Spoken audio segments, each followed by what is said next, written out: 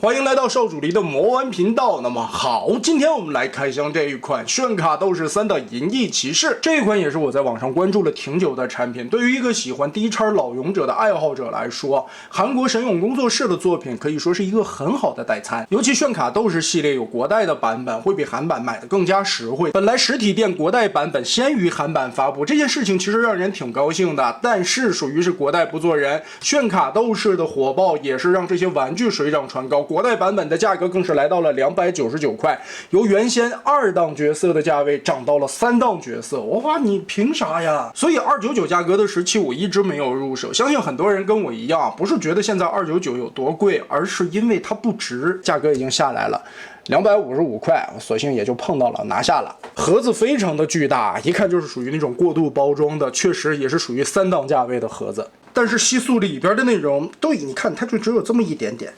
另外啊，我咋闻着这个盒子开一股榴莲味儿呢？不是说它臭啊，其实我个人还是挺喜欢吃榴莲的。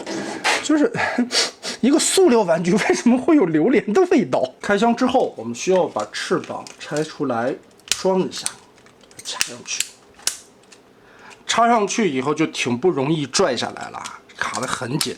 这一块作为武器插在手里边，就成一个大刀。好，这就是它人形态的样子了。造型来说还是挺漂亮的，黑白配以金色和红色的点缀，非常的好看。而且身上的一些装甲也是仿骑士的元素，我很喜欢这个头盔以及这些花纹的处理，很高贵的感觉。头部是一个球形关节，可以来回的活动。翅膀这里齿轮关节可以折到后方，肩膀360度的旋转也是齿轮，平举。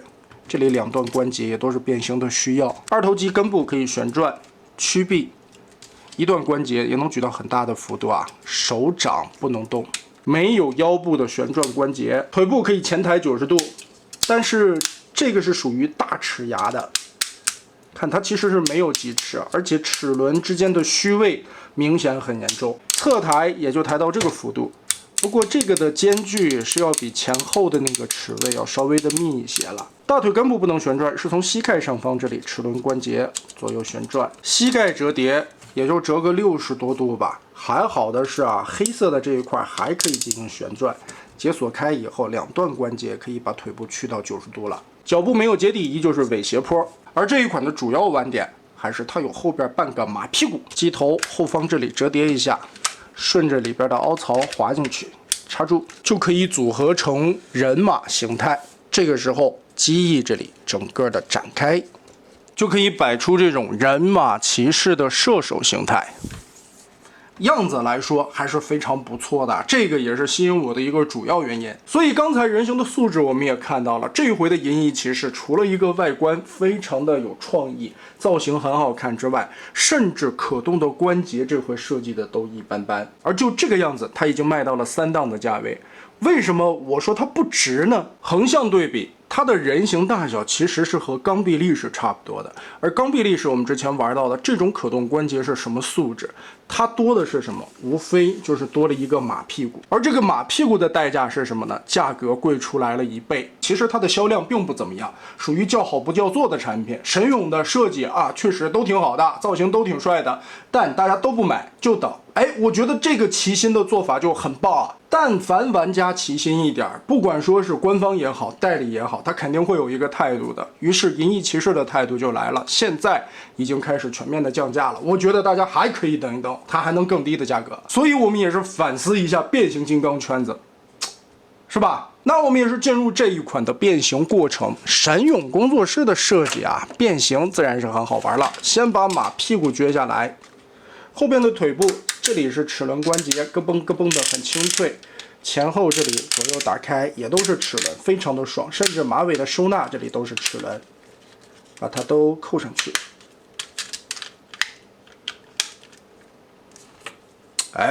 掏出来标志性的炫卡斗士的炫卡。说是标志性的炫卡斗士啊，这个系列最开始还算是炫卡，现在是炫砖斗士。这么大的一块啊，也没办法嘛，毕竟那么大一半拉身子马屁股在这儿啊，这玩意儿出去以后能当兵器使，打个架都够用。武器摘下来，把它还原对折一下，腰部左右2片裙甲结合上去，手臂翻平，卡住肩膀，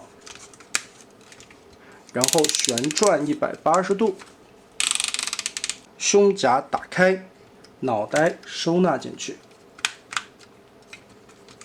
肩膀平合对折，翻到上边，背包 Z 字折叠，这里的双关节卡下来，扣子都对准，机头搞定，翅膀旋转180度。腿部变形这一块设计的很精妙，脚踝齿轮关节掰下来，然后把这一块整个的延展开，后边有扣子，双关节这里卡住固定，旋转180度，接着把这一块立好，再转拧过来，哎，飞机的后半个尾部就有了，非常巧妙的一块设计原理吧，很精彩啊！神勇在做这种角色的时候，还是很有2把刷子的。但是你要说做贵一点的玩具，真正的让他做勇者的时候，他就开始整幺蛾子了。哎，后边就好了，机头前方起落架抠下来，后边这里直接就在大腿上的，不用管它。最后一步，把武器插到这个洞里边，上边的尖儿左右掰开。好，这辆大飞机我们就变形完成了。整体的一个变形过程难度并不高，而且处理完成的效果非常的棒。飞机下方并没有驮着厚厚的一层外挂的部件，而且机腹部这里包裹的圆润程度还可以啊。作为一款低年龄档的玩具，整个的一个表现素质、用料、材质、做工这些都是没得挑的，很不错。这个料子比海宝强太多了。翼展部分来到了37公分，机身的长度也在37公分左右。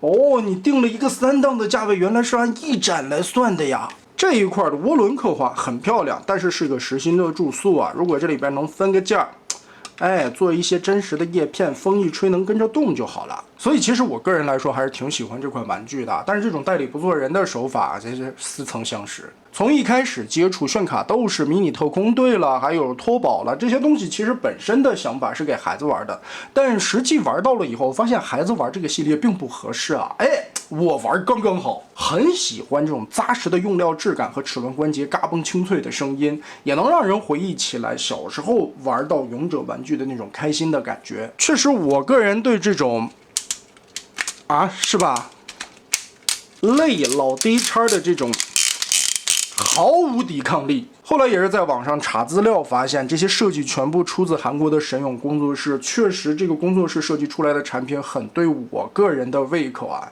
也是会关注这些东西。也发现了神勇工作室原来还做过一些其他的勇者真正的后继的开发。但是我发现，好像神勇工作室做真正勇者 IP 后续的一些进化版本的时候，并不是我的菜啊，很不感冒。反而是他们做这种简化的玩具，才是我心中想要的那个代餐。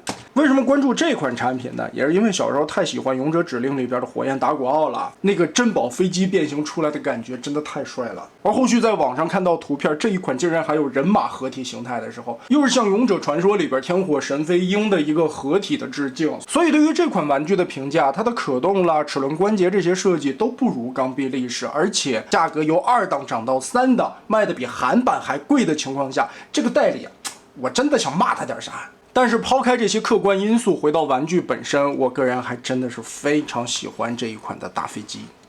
哎呀，也算是弥补了童年没有买到火焰打鼓奥的一个怨念感吧。所以呢，